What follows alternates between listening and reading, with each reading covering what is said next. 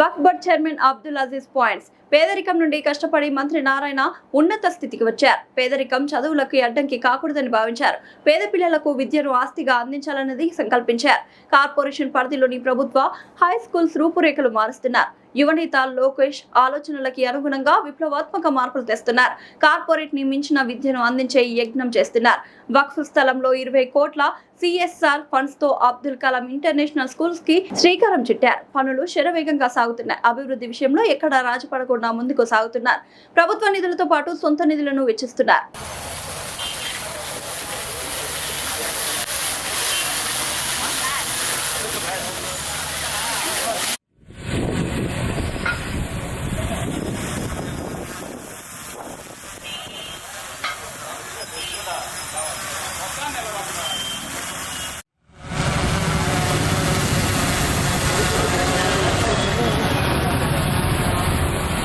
చిన్న పాగిన ఆయన పోతే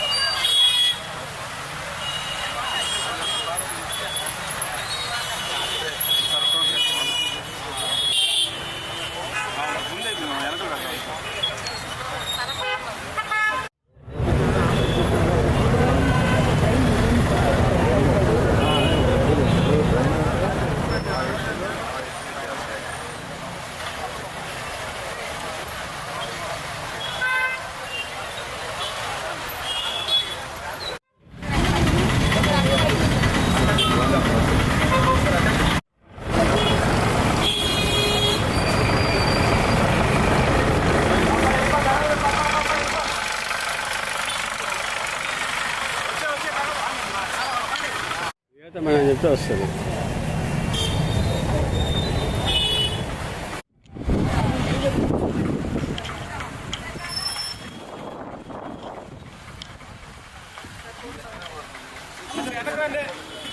అది ఎక్కడ పంపిస్తుంది?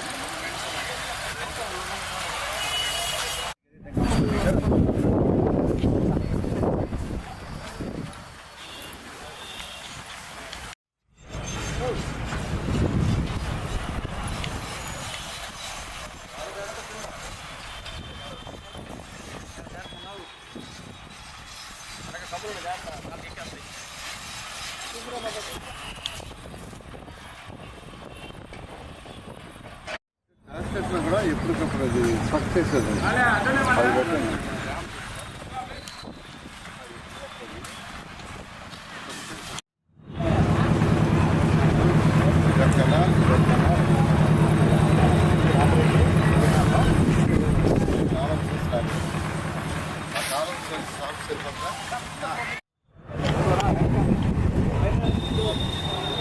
పైకి వెళ్తూ పైన తీసుకు లాంగ్ షాట్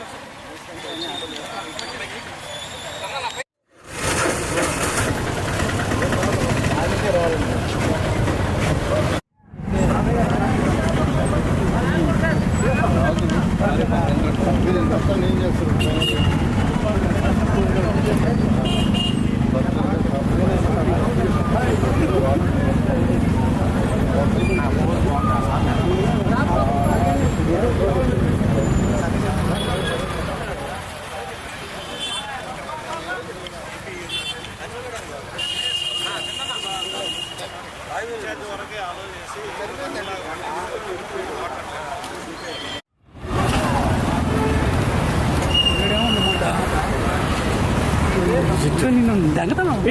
రికార్డ్ అవుతుంది.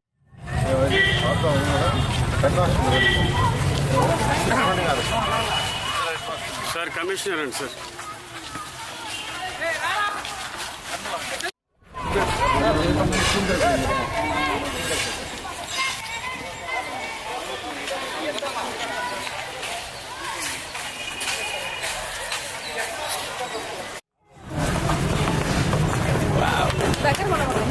దగ్గర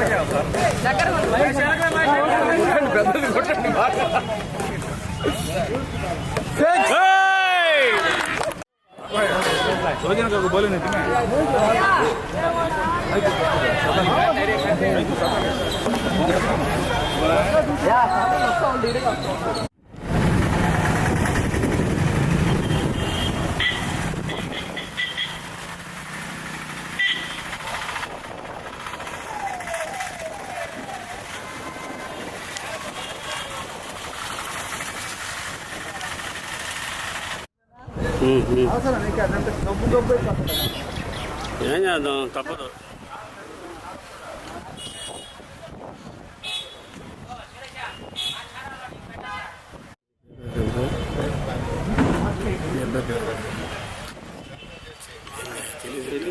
నాకేం తెలుసు రోజు తిరుగుతాను. ఏమైంది కొంత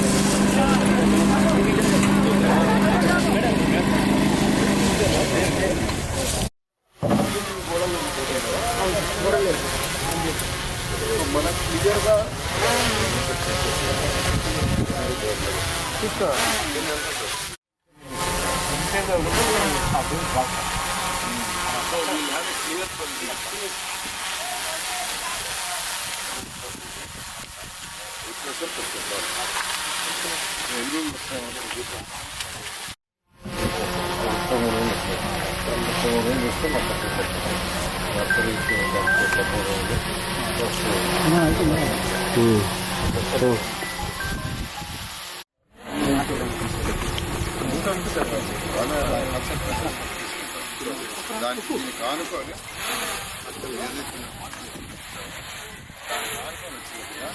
ఒక గెట్ స్కూల్ అందులో మార్నింగ్ 8 దాకా బయట పంపిస్తారు. ఆ స్కూల్కి ఒక ఆఫీస్ ఉంటారు. ఏమైనా పంపించాలి దాదాపు 18,000 కోట్ల రూపాయలు 18,000 కోట్ల రూపాయలు ఏషియన్ ఇన్ఫ్రాస్ట్రక్చర్ ఇన్వెస్ట్మెంట్ బ్యాంక్ ఒకటి, యుఐడిఎఫ్ ఒకటి, అమృత్ 2.0 అటు కేంద్రం రాష్ట్రంతో 18,000 కోట్ల రూపాయలతో టెండర్లు పిలిచి ఈరోజు డ్రింకింగ్ వాటర్ ప్రాజెక్టులు జరుగుతున్నాయి. ఆల్రెడీ స్టార్ట్ అయిపోయినాయి. ప్రతి ఇంటికి కుళాయి ఉండాలి, స్వచ్ఛమైన వాటర్ ఉండాలి, ట్రీటెడ్ వాటర్ ఉండాలి, రివర్స్ సర్ఫేస్ నుంచి తీసుకురావాలని ముఖ్యమంత్రి గారు ఆదేశిస్తే దాని మీద ఎస్టిమేషన్స్ చేస్తే 18,000 కోట్ల రూపాయలు అవుతుంది. ఈ ప్రాజెక్టు రాబోయే 2 సంవత్సరాలు పూర్తవుతుంది. ఆల్రెడీ 123 మున్సిపాలిటీలో మెజారిటీ మున్సిపాలిటీస్లో కంప్లీట్ చేశారు. అదేవిధంగా అర్బన్ ఛాలెంజ్ ఫండ్ అని ఈరోజు భారత ప్రభుత్వం 4 లక్షల కోట్లు రాబోయే 5 సంవత్సరాల్లో ఖర్చు పెట్టేదిగా ప్లాన్ చేశారు.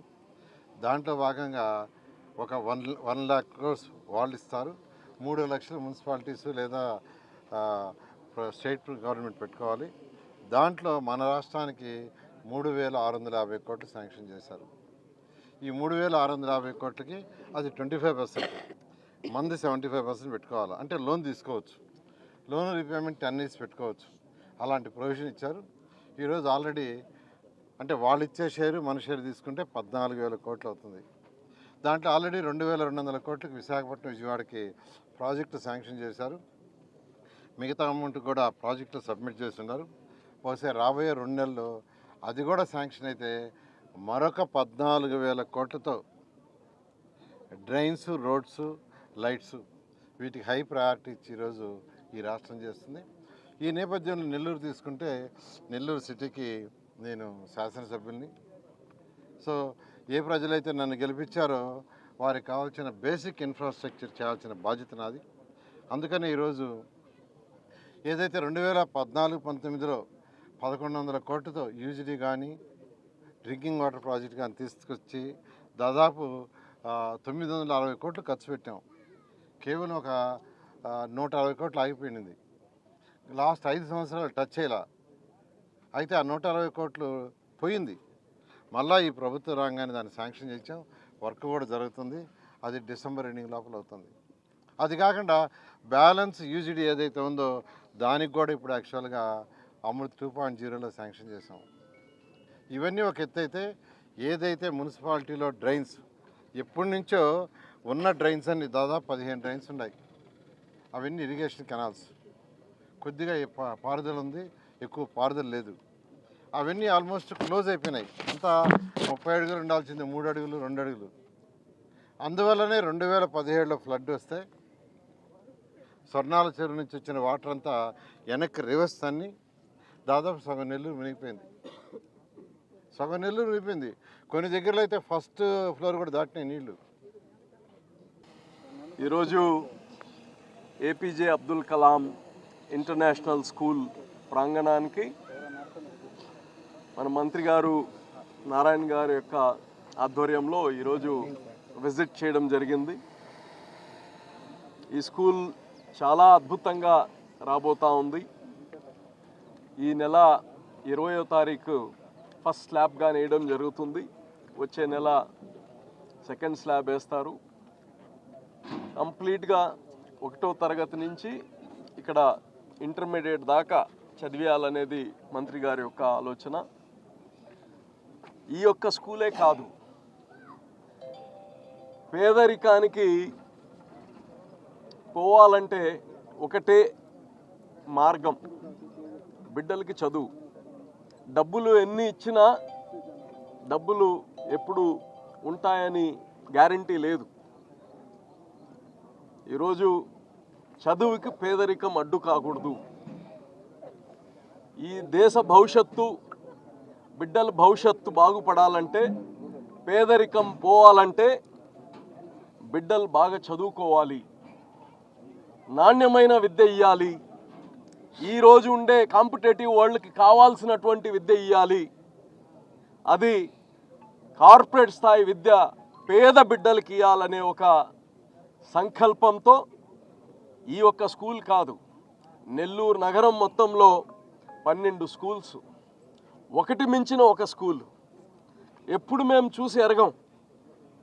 పేద బిడ్డల కోసం ఒక్కసారి ఆ విఆర్ స్కూల్ చూస్తే అర్థమవుతుంది. ఆ విఆర్ స్కూల్ ఒక 6 నెలలు మనం మాట్లాడుకుంటున్నాం అద్భుతం అని. ఇప్పుడు డిఎస్ఆర్ స్కూలు ఇంకా బాగా కట్టుతున్నారు. ఇప్పుడు డిఎస్ఆర్ స్కూల్ అయిపోయింది, ఇందాకే చెప్తున్నారు సారు. ఆర్ఎస్ఆర్ స్కూలు దానికన్నా అద్భుతంగా వచ్చిందని. సో ఇది ఎవరి కోసం? పార్టీ ఆఫీసులు కావు, నాయకులు ఇల్లులు కావు. ఇది పేద బిడ్డల కోసం ఏర్పాటు చేసే బళ్ళు. ఎక్కడ కానీ మాకు ఫలానా చదువు ఉంటే మా జీవితాలు కానీ బాగుపడేవి అనే ఒక ప్రశ్నకి జవాబు ఇలేని స్థితి ఉండకూడదు. దీనికి కారణం ఏంటంటే ఆ చదువు విలువ తెలిసిన వ్యక్తి మంత్రి నారాయణ గారు, ఆ పేదరికాన్ని రుచి చూసిన వ్యక్తి నారాయణ గారు ఈరోజు ఈ స్థాయిలో ఉన్నారంటే ఆయనకు ఆ విద్య వల్లే. అటువంటిది ప్రతి ఒక్కరికి అందియాలి, ఈ సమాజంలో ప్రతి పేదవాడికి అందియాలనే ఒక దృఢ సంకల్పంతో చేస్తున్నారు. ఇంకో పక్క మీరు చూస్తుంటే ఈ స్కూల్స్ ఒక పక్క అయితే నెల్లూరు నగరానికి వేల కోట్లు తీసుకొని వచ్చి అభివృద్ధి చేస్తున్నారు.